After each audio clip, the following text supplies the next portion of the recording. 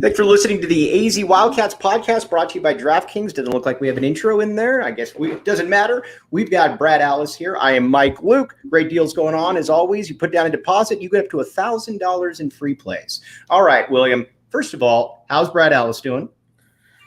It's about to get busy. The kids just started playing on their school volleyball teams. Baseball starts tonight. Volleyball for my daughter's league starts tomorrow or next week. Hockey's up again. So I will literally be busy 7 nights a week for about the next, 2 years. And let's be honest, Brad, you wouldn't have it any other way. You know, I got like two more years of coaching my kids. So yeah, they're about to go into middle school, in which case, unless I go jump on and get a job at Flowing Wells, which, you don't rule it out. Right, for sure. My coaching days, at least for a lot of them, are about over. All right, Brad, I wanted to talk about the depth chart that was released, but first, I want to get your overarching take on what you expect from this Arizona football team this season going forward. What is William Brad Allis looking at? I just recorded my own podcast. It's not up yet, so it's going to be weird because I actually addressed this podcast as being the future when it's going to be the past. So it's kind of a time machine thing. This is, I think, the last year of moral victories. Mm-hmm. I think, you have to give Jedd Fisch 2 years to revamp the roster. It's improved. There's no doubt. But whether that translates into wins or not, I don't know. I don't know how improved. So to me, this year, if they play 12 games, I want to see them competitive against all the teams they should be competitive with, and then a few extras. And what I mean is when these first 3 games, unless Mississippi State's just way better than we think, Arizona should be in all 3 of these games. Right. And in fact, probably the first 2 of the non-conference. I'm going to excuse if they get blown out by USC or Oregon or at, Washington or Utah. at UCLA, Utah. But then they should be competitive in those last 2 as well. If they only win 2 or 3, but look good doing it more often than not, I'll be pleased. But if they have a repeat of NAU, Colorado, Washington State, where these were not particularly good teams that they got blown out by or beat by in NAU's case, then I'm going to be disappointed. I'm going to have some severe concerns. Looking at the 2 deep, I don't think there's any doubt this is an improved roster, but there are still some holes. You still got a few, and actually, I'm surprised looking at it. There aren't many young guys, I think, being plugged into starting positions that are necessarily being rushed. Right. If you look at it, I don't care how good Arizona gets. In reality, I think the top of Arizona is a year in, year out 7 or 8 win program. I mean, there will be 9, 10, 11 wins. But guys like T-Mac and Savanea are going to start on just about every Arizona team ever as true freshmen. Right. Now, where we're seeing guys get thrust into the lineup is the 2 deep, the 3 deep, where I'm not sure Celestine is playing as a true freshman on some of the better Stoops teams. I'm not sure, Takario Davis is the number 2 corner on some of the better teams. But for the most part, you look at it, most of the new starters are either guys who've worked their way up or they're transfers. And I can live with that because that's what you have to do to, upgrade the talent. If Jonah Coleman was getting 30 carries a game, I don't think that's going to happen. I'd be a little worried. If he's your number 3 running back, I feel pretty good. All right. Now let's talk Jayden de Laura, though, because as we all know, Arizona's quarterback play has been sketchy the last few years. He comes in years, decades, the last few centuries. Yeah, for sure. There's been some good ones in there. There has been, but I also, remember when, and no offense to Mr. Malaulu, where I know he can throw with either hand, and I'm like, yeah, not real well with either. I remember a year where Reggie McGill led the team with, I think, 12 receptions.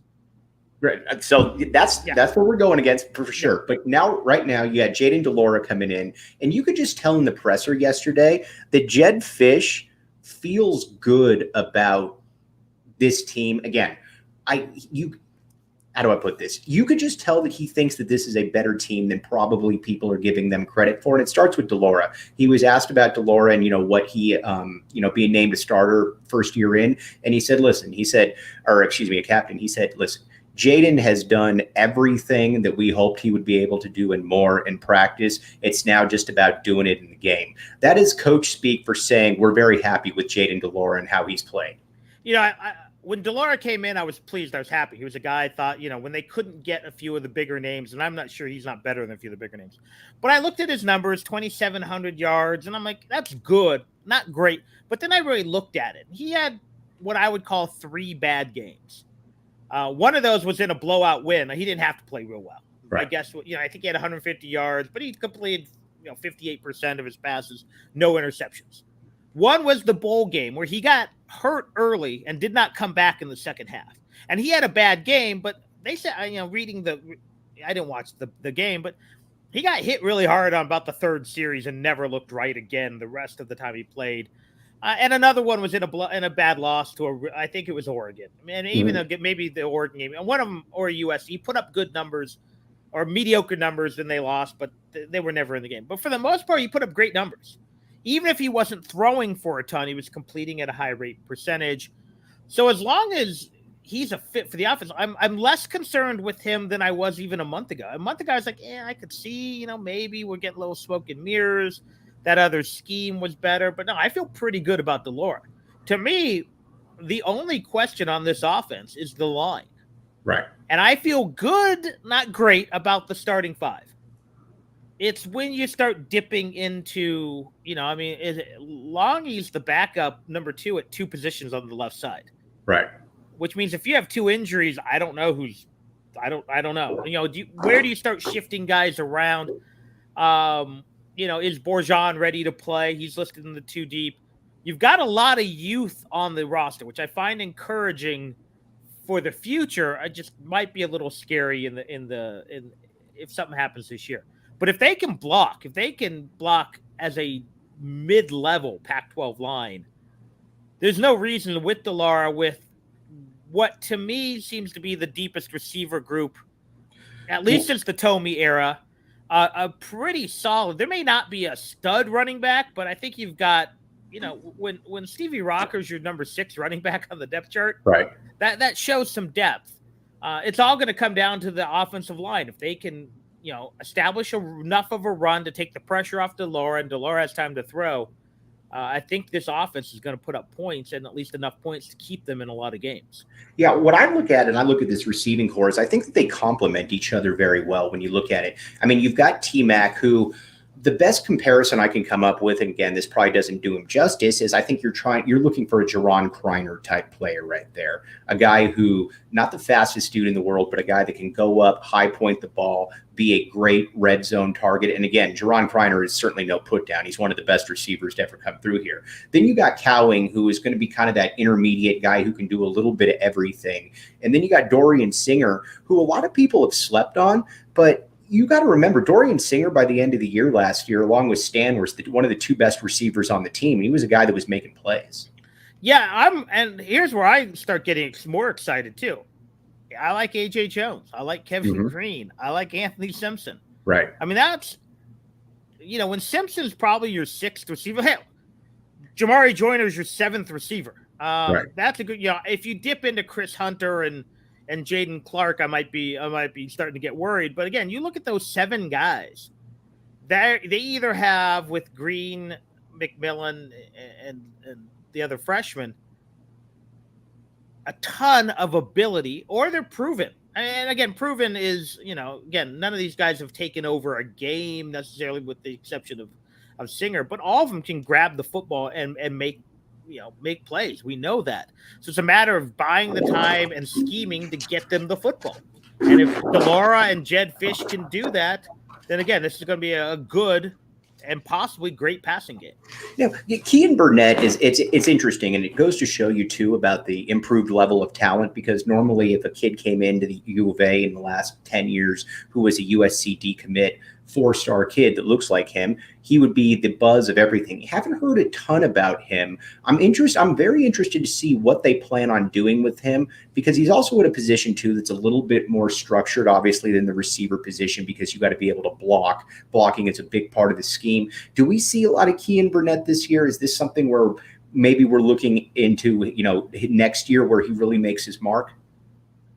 yes and yes, I think. Right. The two guys I am most curious about, and I think I'm going to create a lot of opinions on Jedd Fisch as an offensive mind, is how do they utilize Burnett this year, and how do they utilize Speedy Luke?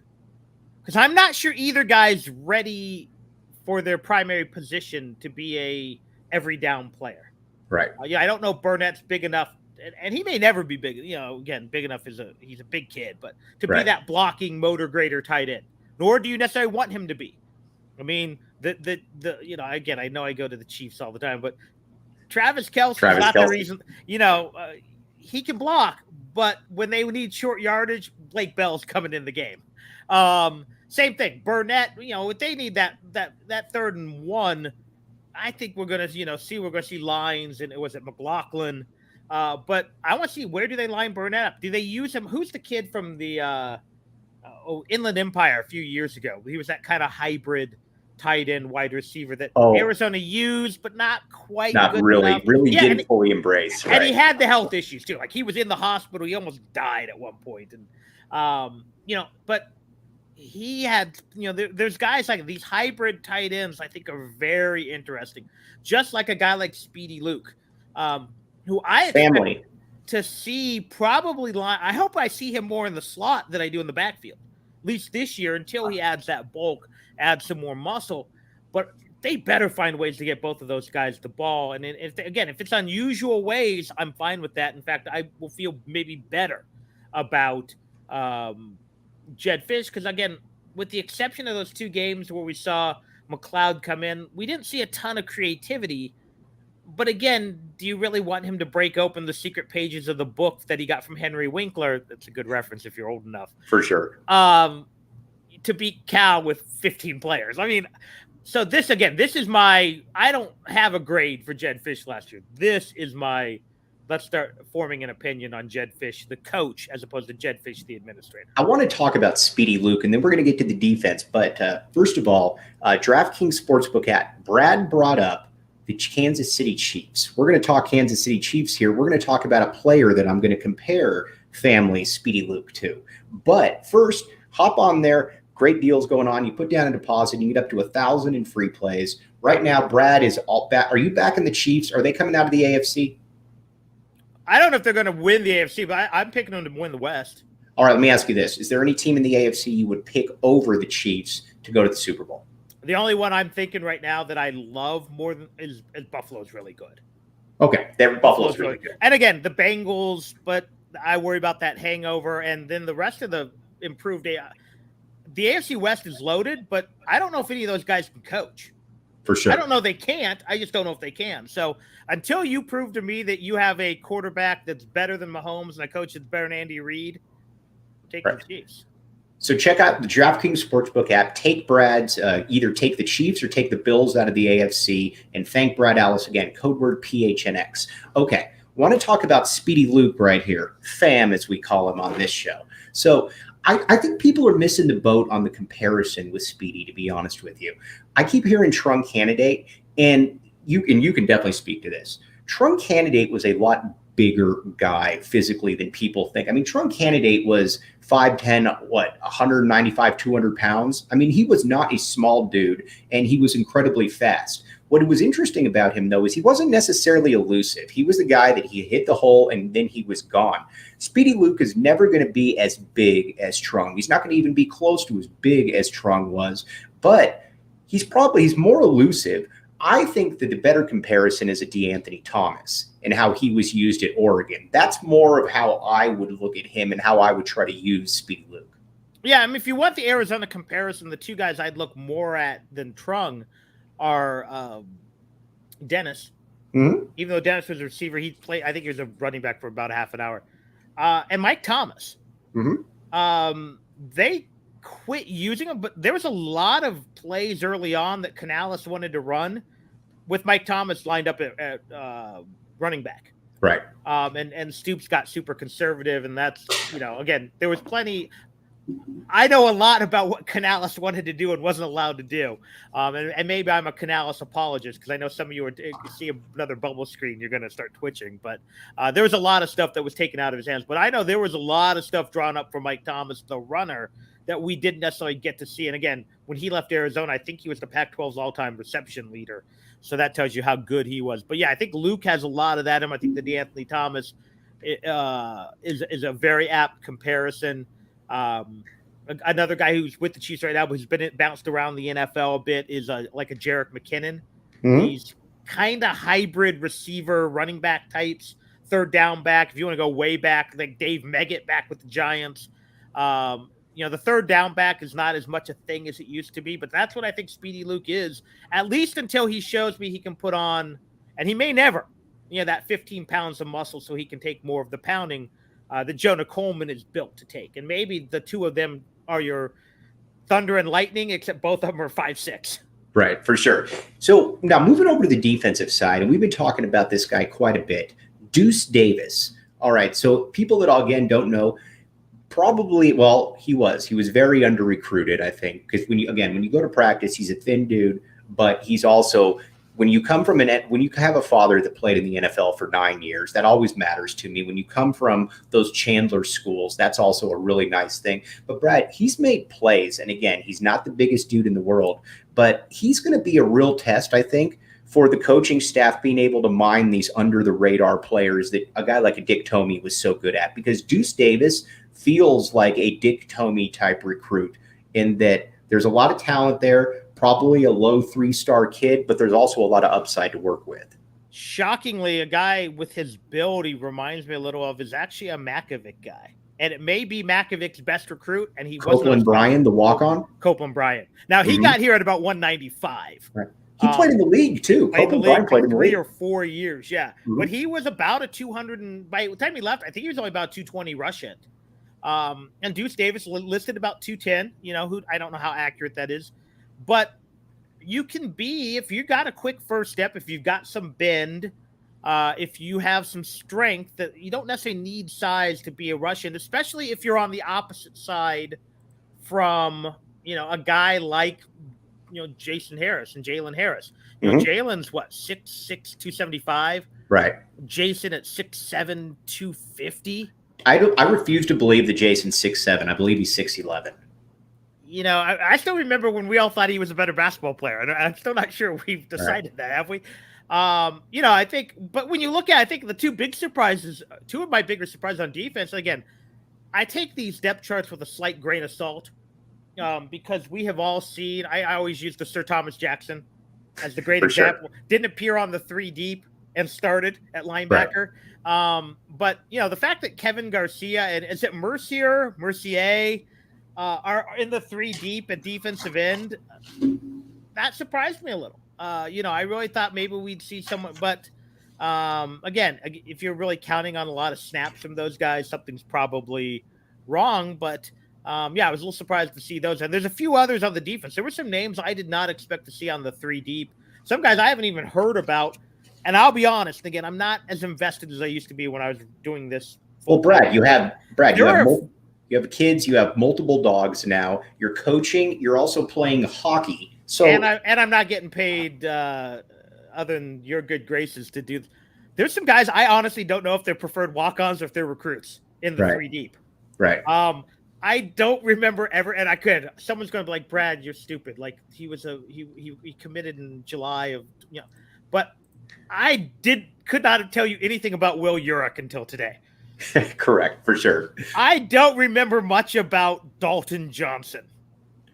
I am of the opinion, Brad, that on the defensive line, the player that needs, and I've talked about this for the last couple of days, but I'm going to keep repeating it because I actually think it's a good point that I raise. And a lot of times I don't raise good points, but I like this point. They need Keon Bars to be the guy that controls that interior right there. I think that this is probably the most talented interior lineman of the last 5 to 10 years. I mean, something like that. He's going into the season with all conference expectations. And I use this comparison. I don't need him to be Rob Waldrop because there are no Rob Waldrops, but I need him to be Earl Mitchell. I need him to be able to get 6 sacks or so 12, 13 tackles for loss and make things easier for the linebackers and also make things easier for those edge rushers. Can he be Chuck Osborne? Can he be Dana Wells? When Wells was a defensive player of the year type candidate, so maybe that's not right. Yeah, to me, I don't even need a lot of sacks. I just need him to clog up that middle. Right. I just don't need people running down your throat. I need and I know he's listed at 210 and the 310. I know all 310 pounds of him to take an A gap or the B gap and tie up one or two blockers. That's what I need from him. And allow your linebackers, allow your safeties, allow your DNs to make plays. Now, to be honest, though, I feel, when you look at this and I'm going to say as a 5 deep, when you've got Bars with Deion Wilson and Kangaika, along with Parashand and Savea, that's not a bad group in my mind, or potentially not a bad group. Obviously, finding out that Brown's not going to play this year hurts a little, but again, he's a career reserve. There's nothing wrong with that, but he's a career guy with a lot of injuries and stuff. And again, if you're getting into Evan Branch Hayes, who's listed as the 3rd string D tackle, I don't know anything about Evan Branch Hayes. Apologies to the Branch Hayes family. But those other 5 guys I like. Kangaika is the great story. Follow Johnny Nansen here. I think we all kind of like what Shand. He just looks like a grinder to me. So I think that interior defensive line is at least potentially the best it's really been in a long time. You're not relying on Parker Zellers. Apologies to the Zellers family. You're not relying, I think you can go back to probably Stoops to see one that had at least legit size and athletic ability to be potentially pretty good. Steve Hernandez. Steve, we love you, but you are putting out unreal expectations. I like I was talking to Lamont Lovett, I think put it best, 30 sacks. I was going to say about 2.5 a game. If you can get 2.5 a game, we just can't be in that 17 or 18 realm where it's like a sack and a quarter per game. 40, I don't need 40. I'd love to get 40, but if you can get 30, I think that is a real step in the right direction there, because we haven't really seen anything like that in quite a while. And if you are getting 30 sacks, that also means that you probably got 3 or 4 guys that have 5 or 6 sacks plus. Yeah, again, unless Jalen Harris, Harris family. Sorry, I'm getting your kids mixed up. That's Arizona royalty. Seriously, I know. But if Jalen can get to double figures and live up to I think the ability that he has, and again, so many coaching changes, so many issues, not with him, with the program. But if he can get close, 9 or 10, I'm going to feel really good about the potential for the rest of this lineup to get us the 21, the 20 sacks that I think this program needs, again, to have a competent defense. And I think there is a realistic ability for this defense to be good. Not great, not going to win you many games, but if they can just keep you in games, then I think, that's what you need from this defense. And frankly, in the Pac-12, the way it is right now, unless you're Utah, you really just need a defense to keep you in games.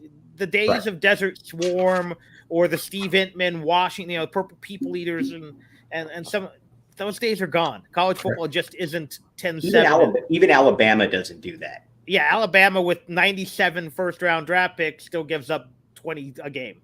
Right, for sure. Okay, a couple things, and then we're going to get to the backside, and then we're going to talk a little basketball as well. But also, got to tell you, we've entered a partnership with Tap and Bottle, where we're going to be every away game viewing parties downtown at the downtown location. We're going to be up there. 3 great TVs. You can come hang out with us. We're going to have drink specials. All that stuff's going to be. We're going to unveil it tomorrow, but very excited to be with the good folks from Tap and Bottle. And we're going to be doing this for basketball as well. And as Brad put out there, Kevin Woodman, I think, is a very proud papa right now. That's the best way I could put it.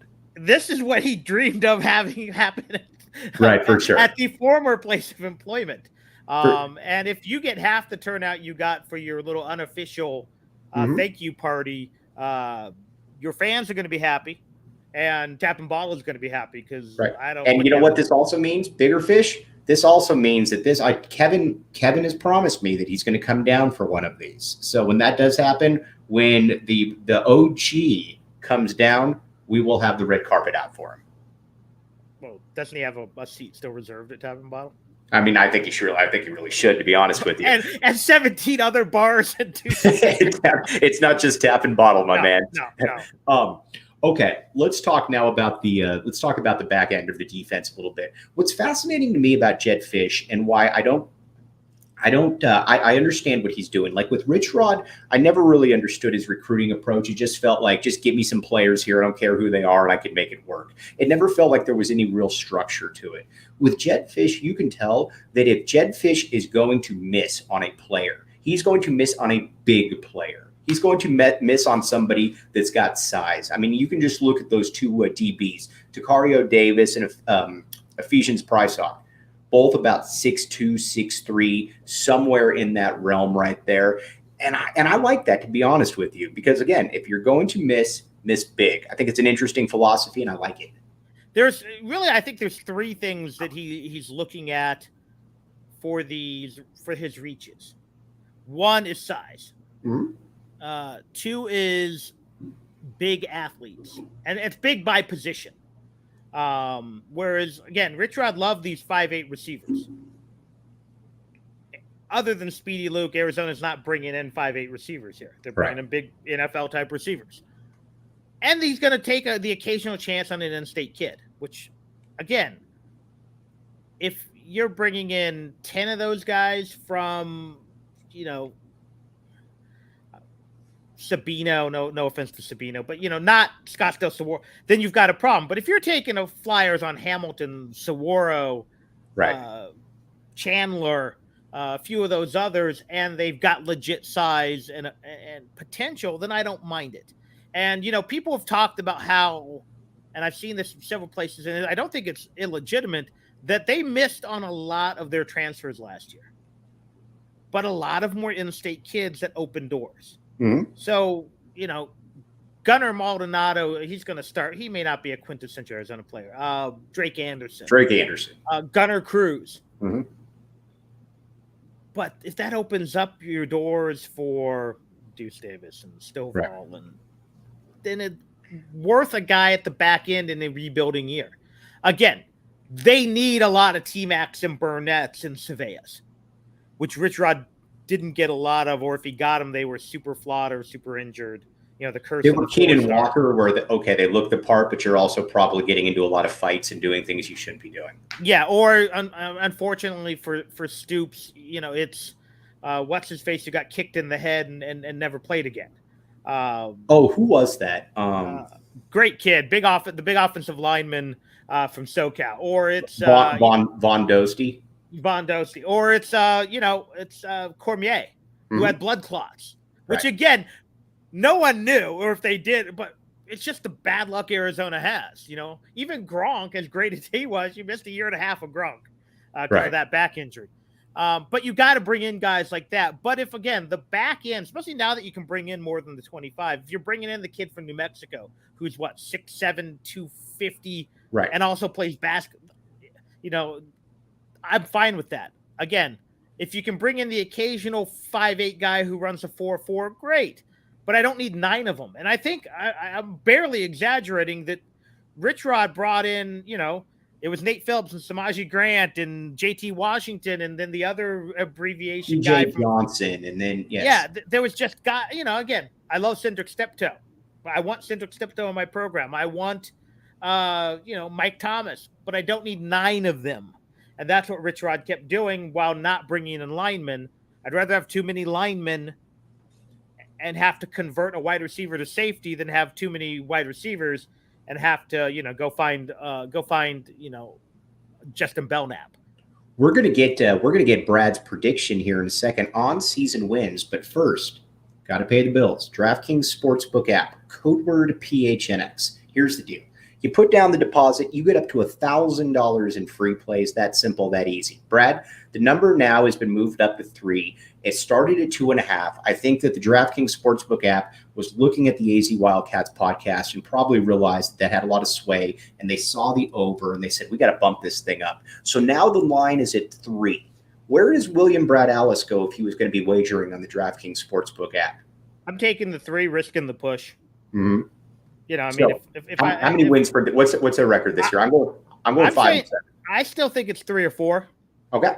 But I reserve that, and that's if they beat San Diego State, I think it's suddenly a much more interesting year.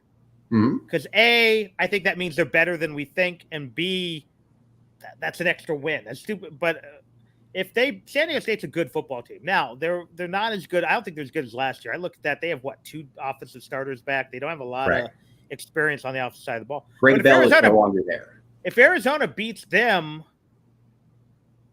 I don't think you can start hunting for 4 wins in the first 5 games. Now, will it happen? Probably not. But if you can go 3-2 in those and then you can pick off something in that middle part, and then you can finish strong, suddenly your 5 or 6 is realistic. I think if you lose to San Diego State, that means they're probably more like we thought they were, and it's just harder to find wins.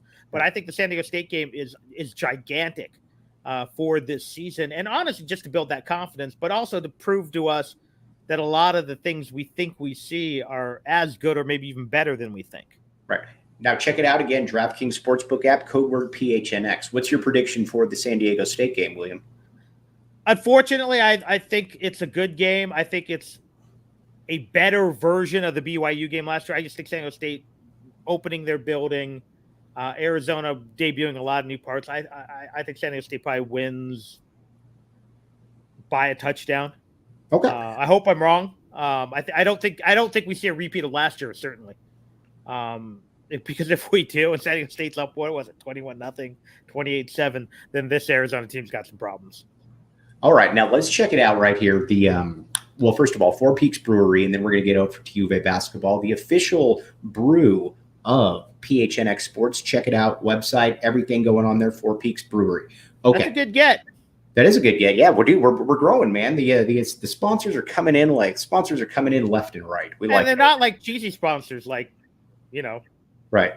Brad's Brew. He makes it in a bathtub. No, it's like Four Peaks. Yeah, dude. I know, it's Four Peaks. That's a good stuff. It's not Williams Water. No, it's not. Brad's chili-ish. Let's talk Arizona basketball now. So Azuolas Tubelis, obviously he should be the best player on the team this year. My question is this: how far can you go if Azuolas Tubelis is your best player? See, I think the thing is, how good are the other guys? I mean, right. If everyone else is the same and Azuolas is 25% better, then they're probably not going deep. Right. Basically, just because in general, it's the type of player he is. He's not a create his own shot type of guy for the most part. He's not a dominant defensive player who can take over the game with rim protection. Because he could score. Unfortunately for him, he's the guy you could say, okay, you know what? We don't have a guy who can guard him. If he goes for 30 and 10, but we hold the rest of the guys to, 35. Right. We're beating you 80-65. Right. But if, we see a better version of Ramey, the pre-Chris Beard version. Chris Beard version. If we see Kirk Risa, who just went kind of toe-to-toe with Luka. I know Luka outscored him, but man, he played confident in that tournament. If we see the Pella Larson we saw this summer, if Henderson is 75% of the guy he was at Campbell, if one of these other bigs is suddenly interesting, whether it's Bala, whether it's Visar, sorry, one of the puppies just got a bag of fruit snacks from. No, you're good. Then suddenly Arizona's really interesting, because then you may have a lot of games where Tubelis is getting his 20, 22, but Kerr's adding 16, and Ramey's adding 12, and Henderson's getting 10, and whoever else is. Suddenly it becomes very tough to stop Arizona, and that's what I think you've got to count on. Tubelis is kind of we know Tubelis is going to be somewhere from good to great. Mm-hmm. The rest of the guys, I don't know, but I'm feeling better about some of them after watching them play international ball this summer. In fact, all of them. Kerr really played well this week. Pella Larson was really good a couple weeks ago. Ball had some great moments, and that really is encouraging to me that they can be the players maybe we kind of hope they were. Or could.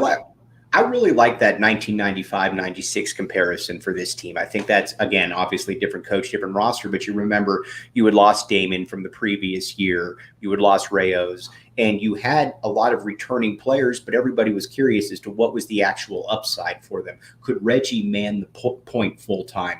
Could a big man emerge down low?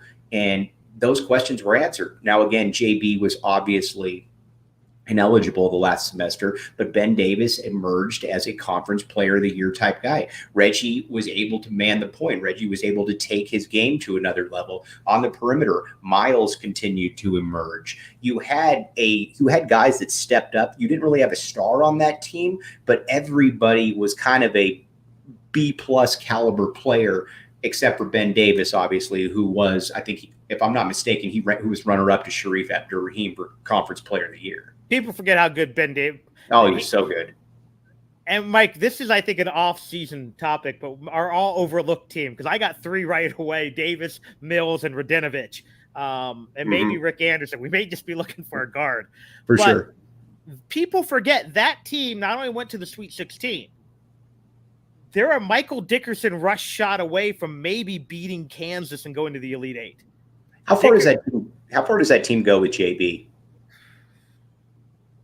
It's a great question, because I'm not sure the chemistry wasn't better without him. I agree with that. No disrespect to JB, but there were some times when Miles was out of the lineup that the chemistry was better as well. Right. Again, they don't have a national title without Miles, so just take that for what's worth. But with JB, let's assume they win 3 more games in the regular season. They're not the 4 seed; they're a 3 or a 2. They're not taking on a really good Kansas team in the Sweet 16. Yeah, you could be looking at something completely different. So it's a great question. And I forgot JB was out during that stretch. But JB being out also allowed Ben Davis to really take, maybe Ben doesn't make that step forward with JB in there as well. So I think that's kind of where you're going at as well. Yeah. And again, there's just that team really gelled around. I think the only, I think in hindsight, maybe you want to carve out more time for Dickerson, which I think you could also say about the year before as well.